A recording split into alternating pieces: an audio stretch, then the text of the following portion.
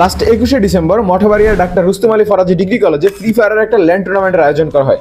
এখানে মঠবাড়িয়ার বেশ কিছু স্পোর্টস টিম পারফর্ম করেছিল। সবকিছু ঠিকঠাক ছিল, কিন্তু আফটার টুর্নামেন্ট এই জিনিসটাকে নিয়ে বেশ আলোচনা সমালোচনার মুখোমুখি হতে হয়েছিল উক্ত টুর্নামেন্টের আয়োজক প্লাস কলেজ উভয়কেই। পরবর্তী সময়ে এই আলোচনা সমালোচনার ঝড় মঠবাড়িয়ার জনমানুষের ভিতরে বেশ আবেগ এবং উৎকণ্ঠার সৃষ্টি করে। কেউ বলছে শিক্ষা প্রতিষ্ঠানে ফ্রি ফায়ারের টুর্নামেন্ট, এখানে পড়াশোনা শেখানো হয় নাকি না এইসব গেম খেলানো শেখানো হয়, এতে করে পড়াশোনা ধ্বংস হয়ে যাচ্ছে, যুব সমাজ ধ্বংস হয়ে যাচ্ছে, আরো অনেক ধরনের প্রশ্ন ছুড়ে দেওয়া হয় তাদের পক্ষ থেকে। Whatever, many thanks to Mangrove eSports for successfully organizing this tournament. I hope you will come back Madhubari again with some new arrangement in future. A special thanks to Faraji College Authority for hosting this event and granting permission to Mangrove eSports. আসসালামু আলাইকুম everyone, আমি হাসান জামিল। তো আজকের ভিডিওতে আমি এই free fire তথা eSports নিয়ে বাংলাদেশের মানুষের ভুল এবং ভ্রান্ত ধারণাগুলোর সঠিক সমালোচনা এবং সমুচিত জবাব দেওয়ার চেষ্টা করব। তো চলেন শুরু করি আজকের ভিডিও। আচ্ছা, এখন আসেন মেইন টপিকে। শিক্ষা প্রতিষ্ঠানের গেম, এটাকে যারা নেগেটিভ ভাবে দেখে তাদের নিয়ে ভাই, প্রতি বছর স্কুল কলেজে স্টুডেন্টদের নিয়ে বিভিন্ন রকমের ফুটবল ক্রিকেটের টুর্নামেন্টের আয়োজন করা হয় কিনা। ফুটবল এবং ক্রিকেট হচ্ছে আউটডোর গেম, এখানে পারফর্ম করতে লাগে ফিজিক্যাল এফোর্ট। আর ফ্রি ফায়ার, পাবজি, ফিফা এবং রেসিং গেমস এগুলো হচ্ছে ইনডোর বা ডিজিটাল গেমস, এখানে পারফর্ম করতে লাগে ব্রেইন এফোর্ট, ডিসিশন মেকিং এবং রিফ্লেক্স এবং স্ট্র্যাটেজি। সো দুইটা জায়গা থেকে আসে, দুইটাই হচ্ছে স্কিল বেসিস।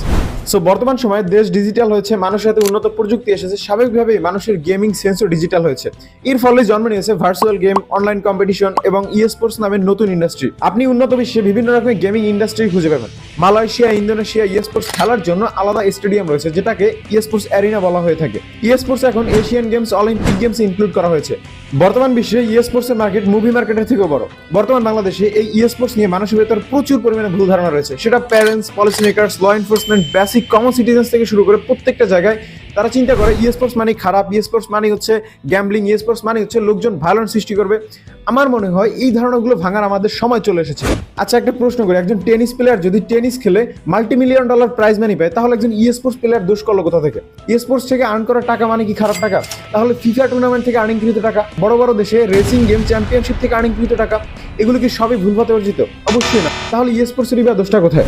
আচ্ছা, একটা বাস্তব উদাহরণ দিই। আপনি কি জানেন যে সৌদি আরবে প্রতি বছর গেমিং ইন্ডাস্ট্রিতে যেই পরিমাণ টাকা ইনভেস্ট করা হয় তা বাংলাদেশের রিজার্ভে প্রায় 4 গুণ টাকার সমান।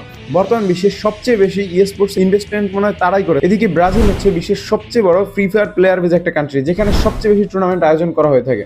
এছাড়া ইন্দোনেশিয়া, থাইল্যান্ড, সৌদি আরব, পাকিস্তান এবং ভিয়েতনামের মতো কান্ট্রিতে এই স্পোর্টস এর উপরে কন্ট্রিবিউশন চোখে পড়ার মতো। সিঙ্গাপুর আজ বিশ্বমানের স্পোর্টস হোস্টার হিসেবে ব্যাপক পরিচিতি অর্জন করেছে। ওরা যদি এটাকে ভবিষ্যৎ হিসেবে দেখে, তাহলে কেন আমরা এটাকে শুধু ভয় পাচ্ছি? শেষ কথা হচ্ছে, সমস্যা স্পোর্টস নয়, সমস্যা হচ্ছে আমাদের মানসিকতা। ফুটবল, ক্রিকেট এটাও যেমন খেলাধুলা, স্পোর্টস তেমনই এক ধরনের খেলাধুলা, শুধু মাঠটা বদলেছে, স্কিলটা বদলেছে।